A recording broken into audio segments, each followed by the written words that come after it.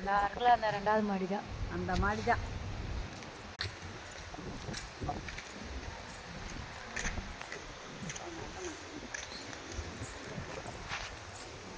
நல்லா இருக்கு. ஏரியாக்குள்ளே குட்டி குட்டி வீடாக பார்த்துட்டு எல்லாம் நல்லாயிருக்கு. மதுரைக்காரன்றது எப்படியே காமிக்கிற மிட்டாய் கடையை பார்த்த மாதிரி பார்க்குறேன். நம்ம ஏரியாலாம் அப்படி வீடு இல்லையா அங்கெல்லாம்.